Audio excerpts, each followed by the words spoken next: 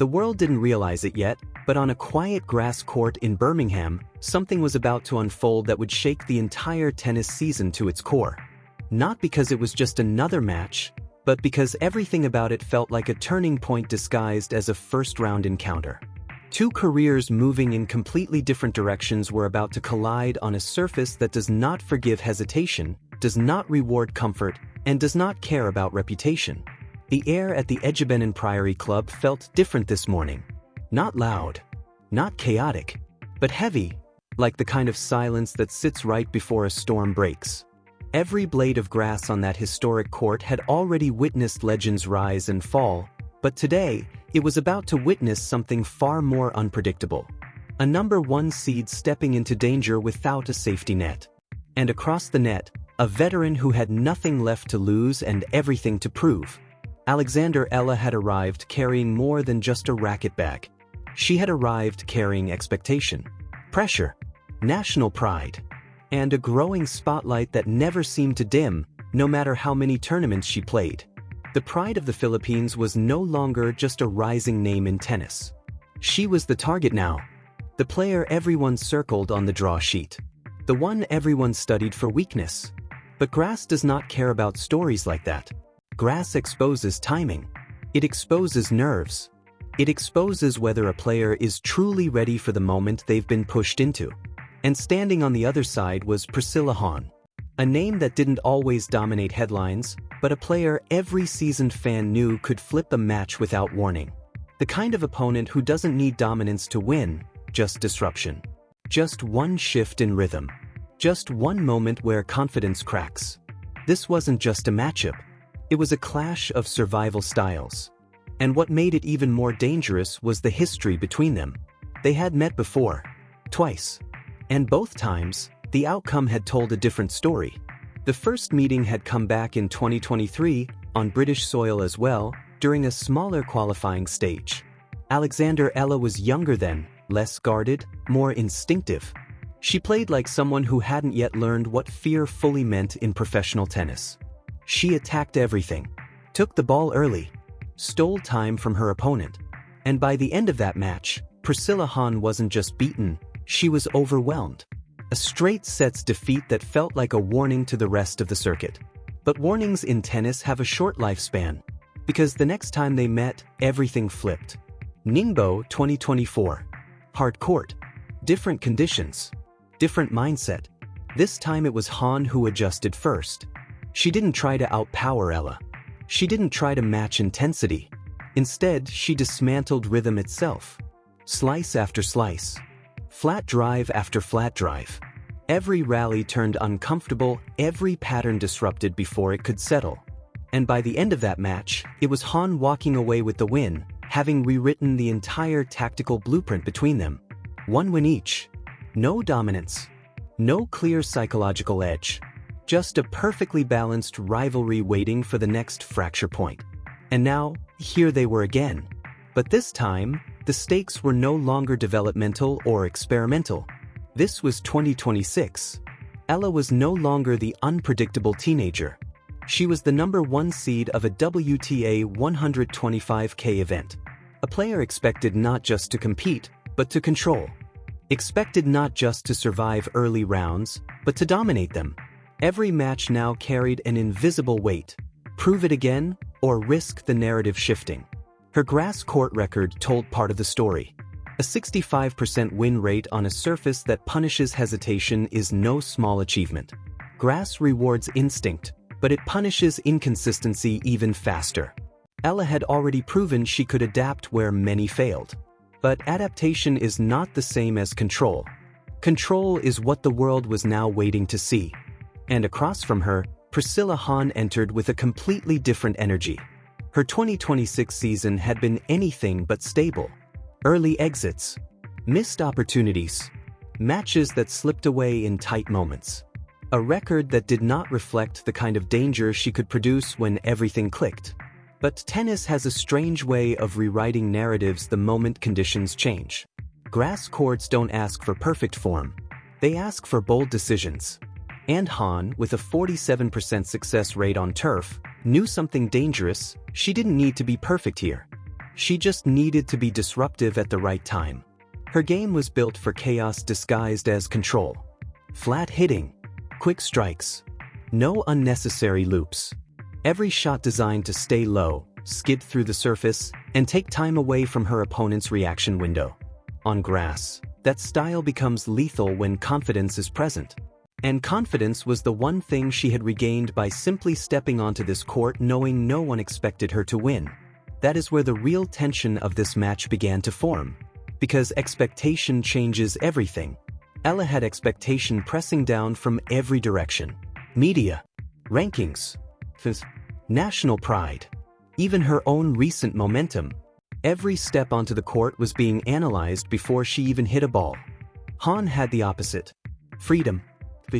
The ability to swing without consequence. To take risks that would normally be questioned. To play like someone who has already been counted out. That imbalance alone was enough to create unpredictability. But grass courts amplify imbalance. Every bounce becomes a question mark. Every rally becomes shorter. Every point becomes more volatile. There is no room to recover slowly. No time to rebuild rhythm once it breaks. One loose game can shift an entire set. One hesitation can decide an entire match. And both players knew it. Eala's preparation in the days leading into Birmingham had been intense but surgical. Her team had stripped away the heavy clay court habits that once defined her game. Sliding drills replaced with explosive forward movement. Longer rallies replaced with serve and strike patterns. The goal was simple but brutal: shorten everything. On grass, hesitation is death. Especially for a left-handed player like Eala, whose serve already creates natural angles most players struggle with. The wide slice serve on the ad court becomes a weapon that drags opponents completely off balance, opening the entire court in a single strike. It is a pattern that has defined many grass court champions before her. But weapons only matter if they land under pressure. And pressure was exactly what Hon intended to apply. Because Hon had studied her opponent closely. She knew Eala liked rhythm. Knew she liked building points. Knew she liked controlling tempo once she found her groove. So her entire approach was built around one objective: never allow rhythm to exist. Slice to kill bounce height. Flat drives to rush preparation. Drop shots to break positioning. Aggressive returns on second serves to attack hesitation before it could even settle. Every shot was a disruption attempt. And that's where this match stopped being about technique and started becoming psychological. Because the first 4 shots of every rally would decide everything. If Eala landed her serve cleanly and followed it forward, she could dictate immediately. If Hon managed to neutralize that first strike, she could drag Eala into uncomfortable territory where decisions had to be made under pressure. No long rallies. No slow build-ups. Just instant consequences. And somewhere in that equation, one of them would start to feel the weight of expectation cracking. Eala, the rising star now forced to justify her position at the top. Or Hon, the veteran trying to prove she still belonged in conversations dominated by younger, faster names. The crowd at Edgebenton Priory Club would be close enough to feel every shift in momentum, every gasp after a missed shot, every silence after a breakpoint saved, every moment where confidence either rises or disappears completely. And as both players completed their warm-ups, something became clear without a single ball being struck. This wasn't going to be comfortable for either of them. Not tactically, not emotionally, not mentally. Because when two players know each other this well, and when both understand exactly how to hurt the other's rhythm, the match stops being about who plays better, and starts becoming about who breaks first. The opening game was approaching, and with it, the first real test of control, nerve, and survival on a surface that never lies. The moment the first ball was tossed into the air, everything else disappeared. No rankings, no headlines, no expectations. Just 2 players, a patch of grass, and a silence so tight it almost felt unnatural. Eala stood at the baseline, left hand gripping the racket like she was trying to steady something deeper than just her serve motion. This wasn't unfamiliar territory for her anymore, but grass has a way of making even the most experienced players feel like they're starting from zero. One slip in timing, one fraction of hesitation, and the entire rhythm collapses before it even begins. Across the net, Priscilla Hon didn't move much. That was the first warning sign.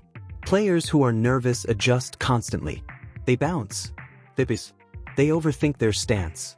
Hon simply watched. Not the ball. Not the crowd. But Eala's body. Her shoulders. Her toss rhythm. The smallest tells that reveal everything about what's coming next. Because at this level, tennis is never just reaction, it's prediction. The first serve came. A sharp left-handed slice, wide to the ad court, exactly as expected, but still brutally effective in real time. The ball skidded low, dragging away from Hon's strike zone, forcing her into a stretched return position before she had even fully set her feet. And for a split second, it looked like Eala had control. But Hon did something subtle, something that didn't look dangerous at first. She didn't try to attack the ball. She absorbed it. A compact return, flat, low, almost defensive in appearance. But the intention behind it was completely different. It didn't try to win the point. It tried to steal time. Just enough to force Eala into hitting her next shot slightly earlier than she wanted. That's the first crack in rhythm. Eala stepped in anyway, trying to assert dominance early, driving a forehand cross-court with heavy intent. Clean contact. Solid depth. The kind of shot that normally pushes opponents backward immediately. But Hon was already there. Not physically ahead, mentally ahead. She redirected it again. Another flat reply, even lower this time, aimed directly through the center channel. No angle. No flare. Just pressure. And suddenly, the rally wasn't Eala controlling the point anymore. It was neutral. That was the moment the match stopped feeling like a top seed versus a veteran, and started feeling like a trap being set in real time. The crowd reacted late, as they often do when tension builds too quietly to notice at first. Because nothing spectacular had happened. No winner. No highlight shot. Just a subtle shift in who was comfortable and who was reacting. Eala took the first game anyway. But it didn't feel clean. And in tennis, that feeling matters more than the scoreboard sometimes.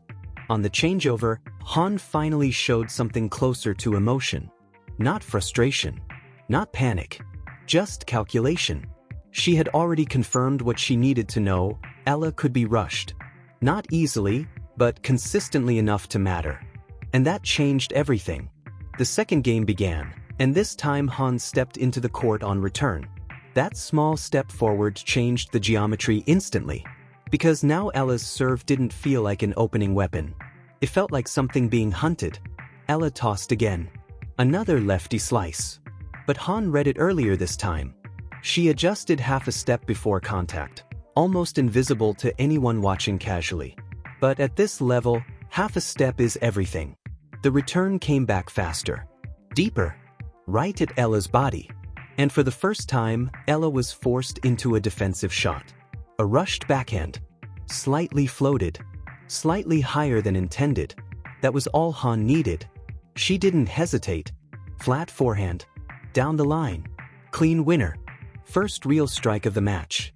And just like that, the balance shifted again. Because now Eala understood something she didn't want to confirm this early. Hon wasn't just defending. She was timing her. The crowd leaned in without realizing it. The energy changed. Not loud, but sharp. The kind of shift that happens when spectators realize they are no longer watching a predictable outcome. Every serve from Eala now carried a second layer of tension. Not just, will it go in? But, will it be attacked immediately? And that question alone changes how players serve under pressure. Eala's next service game started slightly differently. A higher toss. A fraction more spin. Just enough margin to avoid the immediate flat punishment Hon had just shown. But that adjustment came with a cost. Less aggression. Less first strike confidence. And Hon noticed immediately. Because that is what veterans do best. They don't just react to shots. They react to changes in identity. Eala wasn't playing the same way anymore. So Hon increased pressure again. This time, the return wasn't just deep. It was angled. Wide forehand return that pulled Eala off the court before she could even establish footing. A second shot followed immediately, a sliced backhand that died in the grass. forcing Ella to bend low and scoop a difficult reply just to stay alive in the rally. No winners, just survival. And that is where the real psychological shift began. Because Ella had entered this match expected to control tempo. But now she was reacting to it. And Hon, standing on the other side, started to feel something dangerous, momentum that didn't belong to the ranking sheet. At 30 all in the game, the first real pressure point arrived. 1 point away from break chance. 1 point away from early narrative shift. Ella bounced the ball slower this time. Not visibly shaken, but no longer automatic either. The serve came in. And Hon committed fully. Step in. Take it early. Flat return again, right into the open space. Ella stretched, barely got her racket on it. The ball floated just enough. And Hon was already moving forward before it crossed the net. Volley. Break point. The crowd finally reacted loudly now, because the match had officially crossed the invisible line between early exchange and danger zone. Ella walked back to the baseline, but something in her posture changed. Not panic. Not collapse. But awareness. The realization that this was no longer about executing her plan. It was about surviving someone actively dismantling it. Then Hon? She didn't celebrate. She simply bounced the ball again. Because she wasn't surprised. This was exactly the position she wanted. Break point. Second serve. Ella took a breath that lasted just a fraction longer than the previous ones. And for the first time in the match, the crowd felt it too. Not tension, but uncertainty. The serve went up, and everything that followed would decide whether this match stayed within control or started slipping completely out of reach. The second serve went up, and for a split second, everything felt suspended. Not frozen. Not still. Just stretched, like the entire stadium was holding its breath without realizing it. Ella struck the ball with caution, not fear, but something more dangerous in tennis terms, hesitation disguised as control. The serve landed in, but it lacked the bite that usually defines her first strike identity. It sat up just enough. Just enough for someone like Priscilla Hon to recognize it instantly. And she did. There was no delay. No overthinking. No emotional reaction. Hon stepped into the court as if she had already seen the outcome before the point began. The return came back flat. Direct. Not angled, not flashy, just surgical pressure aimed right at Ella's recovery step. It forced Ella into a defensive position immediately, exactly where Hon wanted her. For the first time in the match, Ella wasn't constructing the point at all. She was surviving it. A rally formed, but it wasn't a rally of patterns or strategy anymore. It was a test of who blinked first under accelerating pressure. Ella tried to regain control with a heavy topspin forehand, hoping to push Hon behind the baseline, reset the rhythm, breathe again. But grass doesn't reward resets. The ball sat up, just slightly, and that was enough. Hon punished it instantly with a flat backhand drive, straight through the middle, taking away angles, taking away time, taking away any chance for Ella to recover her positioning. Ella scrambled. A half step late. Then another. The crowd could feel it shifting now, not dramatically, but inevitably, like a tide pulling away from shore. Ella managed to get a racket on the next shot, but the return floated short. Not dangerous. Not deep. Just enough to invite control.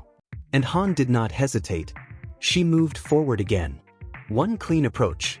One controlled volley. And just like that, the break point was no longer a threat. It was reality. Hon had taken the early break. And the stadium reacted like it had been waiting for that moment to decide what kind of match this would become. Because now the narrative shifted in real time. The number one seed was no longer dictating anything. She was chasing. Ella walked back to the baseline, expression controlled, but internally something had clearly changed. Not broken, but recalibrated under pressure. This wasn't clay. This wasn't a surface where patience could rebuild structure over long rallies. Grass doesn't wait for you to adjust. It exposes adjustment. On the changeover, Hon finally allowed herself a small exhale. Not celebration. Not emotion. Just confirmation. Her plan wasn't theoretical anymore. It was working in real time. The disruption was landing. The rhythm interference was effective. And most importantly, Eala was no longer playing freely. That was the real victory. Because against a player like Eala, freedom is everything. The next service game from Hon began with a different energy entirely. No urgency. No panic. Just rhythm. She knew exactly what she needed to do now. Hold serve, keep pressure, and force Eala into increasingly uncomfortable territory. Eala stood deeper on the return than before. That was the first sign. Respect had shifted into caution. Hon noticed it immediately. Second serve came in. Eala tried to step in early, taking the return aggressively, but Hon anticipated it. A quick adjustment, a slight change in pace, and suddenly the return from Eala came back shorter than intended. That's all Hon needed. One step forward, then another. She was dictating again. A flat forehand into the open court forced Eala wide. Then a slice that died brutally low on the grass, forcing a desperate scoop from Eala just to keep the point alive. But every defensive shot from Eala was now under stress. Not because of power alone, but because of timing pressure stacking point after point. And that's how confidence erodes in silence. No single mistake. Just a continuous denial of comfort. Hon closed the game cleanly with an ace out wide, the ball skidding off the surface so fast it barely felt like a returnable object. And just like that, the scoreboard widened. But more importantly, so did the psychological gap. Now it was 3-0, and the match had fully transitioned into something else. Not a contest of ranking, not a test of potential, but a test of response under collapse pressure. Eala finally stepped behind the baseline again, and this time her body language was different. Not defeated, not passive, but intensely focused in a way that suggested urgency was starting to replace patience. And urgency is dangerous on grass. Because urgency leads to rushed decisions. Rushed decisions lead to short balls. And short balls against someone like Hon are invitations. The next rally began with Eala finally attempting to change tempo herself. A quicker serve, more aggressive placement, trying to reclaim first strike authority. It worked, partially. The serve got Hon on the stretch. But Hon did something even more important than returning it. She neutralized it. No panic. No overreaction. Just a controlled, deep return that landed exactly where Eala least wanted it. Neutral court positioning. And from there, the pattern restarted. Hon dictating. Eala reacting. A forehand exchange formed, but it was not equal. Hon kept everything flat and low, forcing Eala to generate lift from uncomfortable positions. The ball kept sitting up slightly off Ella's racket, just enough to prevent clean acceleration. Then came the shift inside the rally. Hon used a slice again. This time deeper. This time sharper. The ball died closer to the net than expected. Eala moved forward instinctively, but grass doesn't reward instinct alone. It rewards timing. And Eala arrived half a step too late. The passing shot from Hon came immediately after. Controlled. No celebration. Just execution. And now the silence in the stadium changed. Because this was no longer an early scare. It was a pattern. A system. Eala wasn't being outplayed in one moment. She was being outmaneuvered across multiple layers of the match at once. And the most dangerous part? Hon hadn't even needed to take risks yet. She was winning on structure alone. As Eala walked back once again, the realization was becoming harder to ignore. This wasn't about talent. This was about control of rhythm. And right now, she didn't have it. The set was slipping. And Hon could feel it.